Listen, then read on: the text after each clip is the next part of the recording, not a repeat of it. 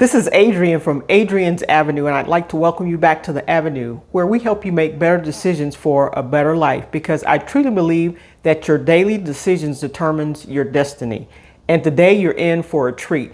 We know with inflation going on and the $1 trillion amount of debt that people have with credit cards, you have gas cards, you have store cards, you have Visa, you have Mastercard, you have American Express. You have all these cards out there. What to do? What are you supposed to do with all these cards? We're going to discuss it, so stay tuned.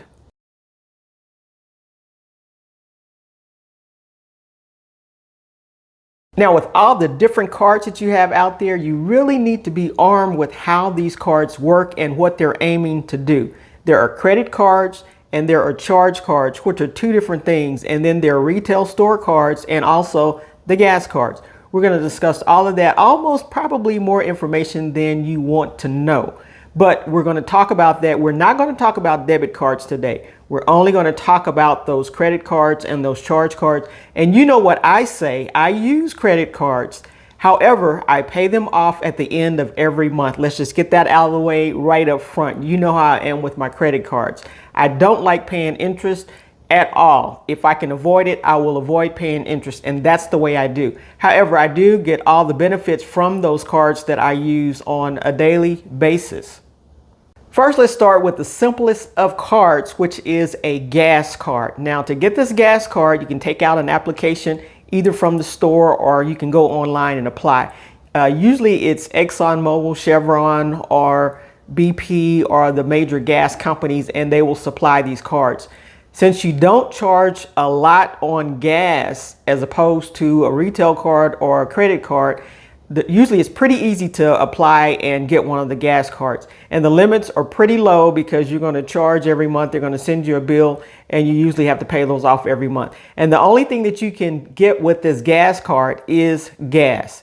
That's the only thing that you can get with the gas card, or oil, or gas supplies, or if they have something going on at the store like a repair shop or something like that, you could probably use that card for that. But mainly the gas cards are used to get gas and gas products only. You have to check with your gas card company to see what you can all use that gas card for. But it's pretty simple. You go in, you get the gas card, and you charge only gas on it. This card is specifically made so that you could stop only at those gas stations, because if you don't have cash or have another credit card to buy a different type of gas on, you will always look for that gas station. Say if you have an ExxonMobil, you will only look and go to normally ExxonMobils to get your gas, because that's the kind of gas card you get. And the more of them that's around as you travel in your town, it makes it very convenient for you to go in and buy that. But that is the reason that they make the gas cards, to lure you in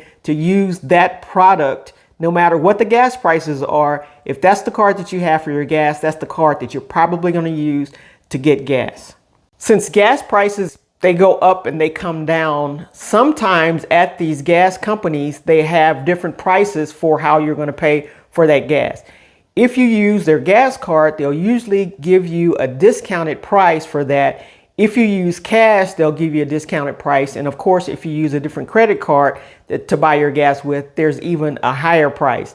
So the lowest price normally you can get is that gas card price. The cash price is the next highest price. And then if you use a different card, such as a credit card, you will get the highest price paying for that gas. So this is another way that they want to bring you in to use their brand of gas with that gas card that you got from that gas station. Next up is the store card, the retail store card. And this will come in the form of Dillard's, Macy's, Home Depot, Lowe's. These are all retail store cards that you can use to charge things that you go to that particular store, nowhere else. You will go to that store and charge on that card. These are reasonably easy to get also. However, the interest rate on these are really high. Some of them are above 30%. As well as the gas cards, the interest rates are pretty high on gas cards too. But on the retail card, they want you to use that, and you can buy any product in the store. It's not just limited to one product. You can buy any dress in Dillard's or Macy's. You can buy makeup in Dillard's or Macy's, shoes, whatever, appliances, anything that you want to buy. Home Depot, you can buy plants, you can buy lights, you can buy lumber, you can buy paint, you can buy a myriad of things with using their card. However, when you use their card, and sometimes you can get discounts by using their card. When you open that card, sometimes they entice you. If you were to open a card today, we can give you 20% off of your charge. And sometimes you can do it like that and get that.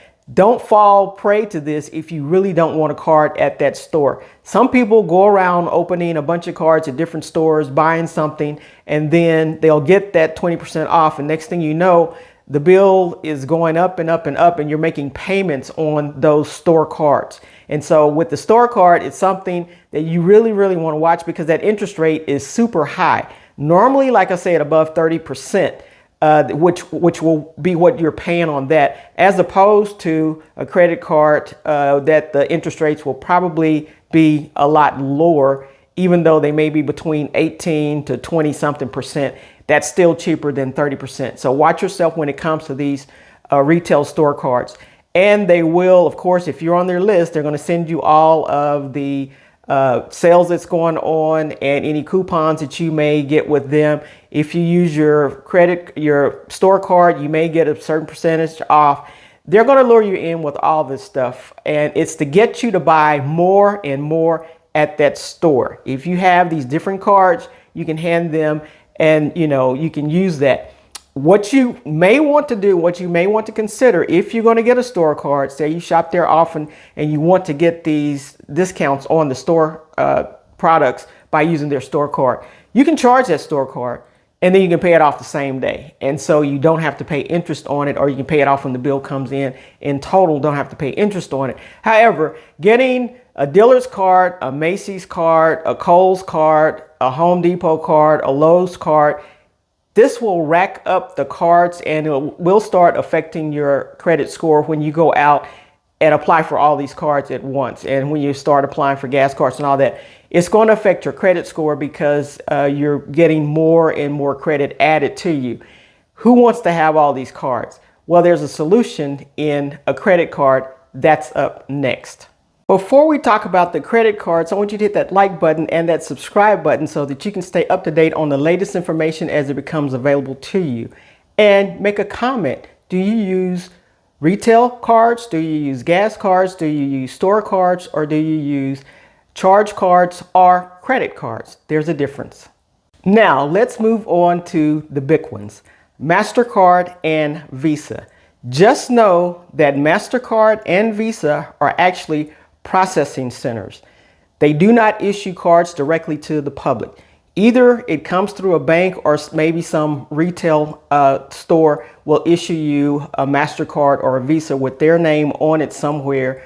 But they do not issue their cards directly to the public. They're processing companies that process fees, and that's the way they make their money. They make their money by the processing fees and the fees that they get from giving these cards out and processing your payments through them, right?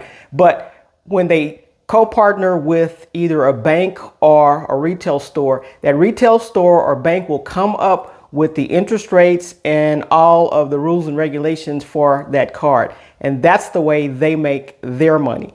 So they're partnering up. So just know that there is no Mr. Visa that you can go talk to. Whoever issued you the card, that's the person that you would need to speak with about whatever questions you had about that card, because those are the people that's making that interest rate money off of you. Visa and MasterCard are only processing centers that they process that through. So that may be eye-opening to you, but we know that with Visa and MasterCard, of course, as a credit card, it is revolving credit, which means you can continue to spend, pay off, continue to spend, and it'll just revolve. You don't have to ever pay it off in full if you don't want to. If you want to keep paying interest on it, you can. You don't have to pay it off in full. But that's not a great thing to do if you want to pay more and more interest on it. But they are called credit cards because they do revolve. You don't have to pay them off in full. That interest rate usually is around anywhere from 18, I have one that's at 15%. So it just depends on your history with the company and your credit history and all that. Depends on how they would issue you your interest rate. Interest rates are different for different people, and they can change them at a notice to you, but they can change them in a matter of a certain days or months. They can change your interest rate without your permission. They can do that. So just know that the credit cards are something that you really need to keep a handle on. I've talked about them in my videos in the past, so you can go and see what I really feel about credit cards. Like I said, I do use them. I have 2 of them, and I use them, but they get paid off each and every month. I hate paying interest. I don't pay interest, so they get paid off. Now, these credit cards, and one of the biggest reasons for me that I use them is because I can gain points. I can gain money. You can get flying miles. You can get different points for the things that you like to do. If you like to travel, if you like to go certain places, some people let their points stack up and they can have money, you know, a lot of money if you let it stack up for years and years and years that you can finally draw down and spend. But you are gaining points, money, perks. They give you things like that to use the card. And so to me, it makes sense. If I'm going to go to the grocery store anyway, if I'm going to spend that money anyway, why not put it on my credit card and just pay it off? It's the same difference as paying cash for it, because I got to buy the food. I got to pay the electricity. I got to pay, you know, different things. And so since I'm going to be doing it anyway, and it's going to be the same amount, whether it's cash or not, what I'm doing is borrowing that money for a certain period of time before the interest kicks in to my benefit, and then I pay it off. But then I get the points or extra flying miles or whatever it is. I get points for the money when I do that, when I use that card. And that's the way I like for it to function. But there are perks to these cards. The next thing is convenience. It's more convenient to pull out a credit card and charge it than it is to have money and pay cash. And I will say, it is true, when you pay cash, when it leaves your hand to the retailer's hand or whoever you're giving it to, it does feel different. It hits you differently than when you're putting it on a credit card. But if you keep up with your credit card payments, or if you go home right away and pay that credit card off, because you can pay it off anytime during the month. You don't have to wait till your statement comes in. You can go online and make payments at will, so that you won't have that large amount when it comes in and you have to pay that large amount. So you can do this to your advantage. And that's what I do. I don't mind doing it. I like keeping up with my credit cards and what's on my credit cards, what's on my record and that type of thing. So it's like fun for me. So anyway, but you can do this and keep up with those. But perks and convenience are the 2 reasons that you probably want to consider, or you may want to consider using credit cards if you know how to use them. Last but certainly not least is American Express. AMEX for the ones who have one. I don't have an American Express, but it is a charge card. The difference is American Express, when you charge on American Express, they actually expect for you to pay it off that month, at the end of the month. If you don't, you will incur interest, which is pretty high. But the way that card works is they want you to pay it off at the end of the month.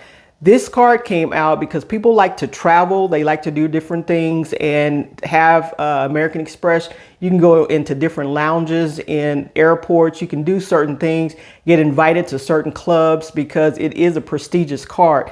To get an American Express card, your credit score has to be pretty high. And when I say pretty high, it's got to be around 670 is from what I'm being told, in order to apply and get one of those cards. So if you're in the 5s or the lower 6s, you probably won't get accepted to the American Express cards. So keep that in mind if you want to get American Express cards. Another thing about the American Express cards is different from the Mastercards and Visa. Most of the Mastercards and Visas, you don't have to pay an annual fee. On American Express, most of the American Express cards, you do have to pay an annual fee. Now, they have great perks, but there is a fee that goes along with that card. It may be anywhere from $75 a year to up into the hundreds of dollars a year, depending on which card that you actually get.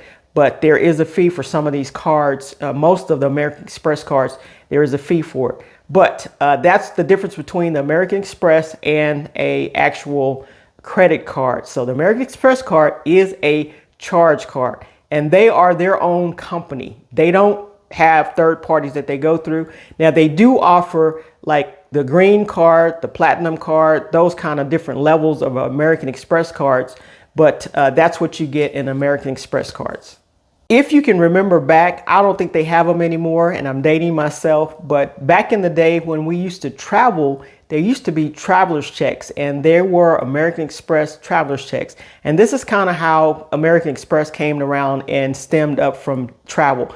So American Express is big in the travel. If you travel a lot, there's people that have the American Express card, and it's very beneficial if you travel with the perks that they have. Sometimes when you take out an American Express card, they'll give you a certain amount of numbers or perks that you can use to travel as you go out through the year. So this is a great card if you want to actually travel and gain travel points. You can get, free air mileage and all that kind of stuff with this American Express cards.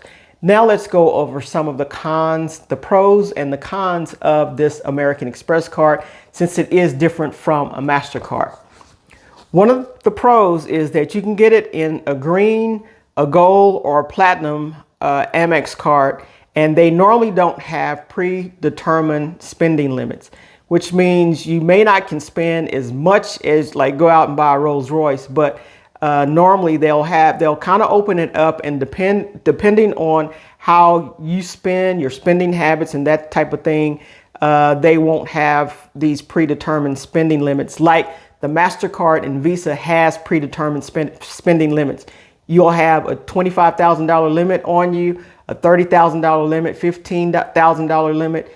Those kind of limits will be put on your limited as far as how much you can spend and run that card up. Once you hit the limit, you cannot spend, the card will not work anymore, or they will charge you a fee if you go over that amount as far as the Mastercard and Visa is concerned. The next pro is the Amex card is known for its high quality customer service. It ranks #1 in the J.D. Power 2020 U.S. Credit Card Satisfaction Survey study. And also it has a host of rewards, perks, and cashbacks on purchases.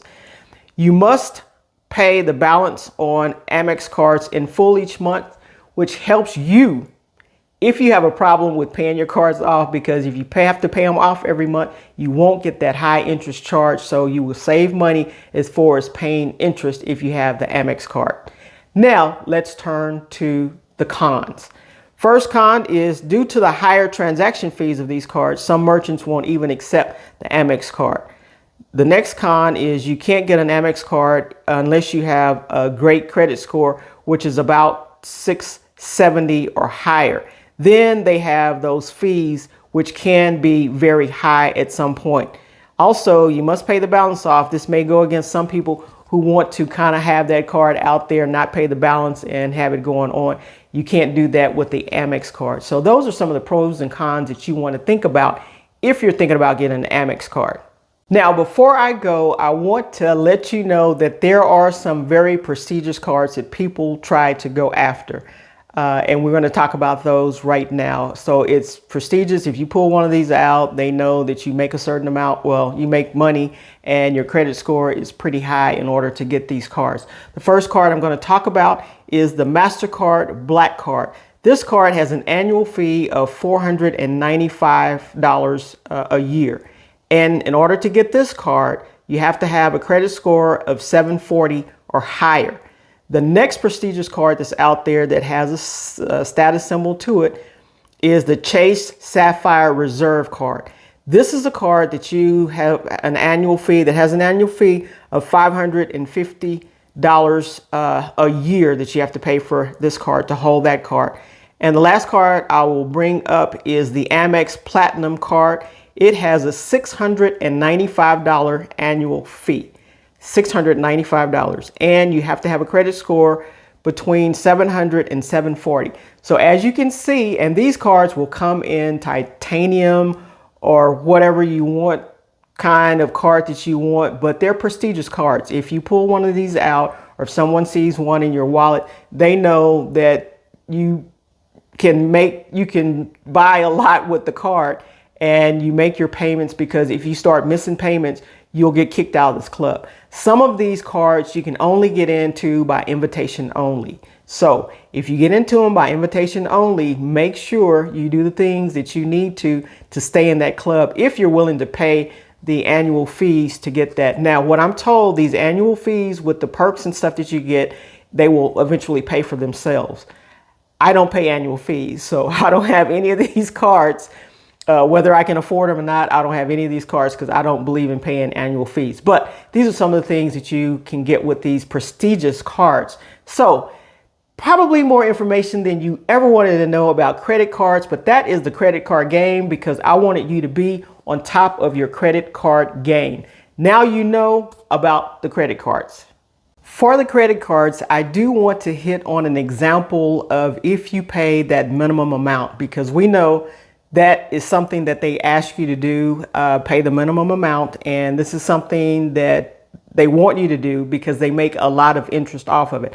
And let me just give you an example. Let's say that you purchase something for $7,800. That's on your credit card with an interest rate of 15%. And you only make the 3% minimum payment of $234 each month. It would take you, if you don't charge anything else, it would take you 44 months to repay the debt entirely.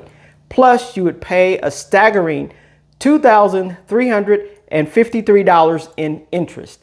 Now, if that doesn't make you say, do I really want to do this? Why don't I just pay it off? So whatever you bought, you've paid extra on it. You've paid like a fourth more than what you paid originally for it. So you're not saving any money by paying these minimum amount on these credit cards. So just to give you an example, and so that you know, so the next time you get the bill in and you think about paying the minimum amount on that credit card, think of what Adrian just went over with you.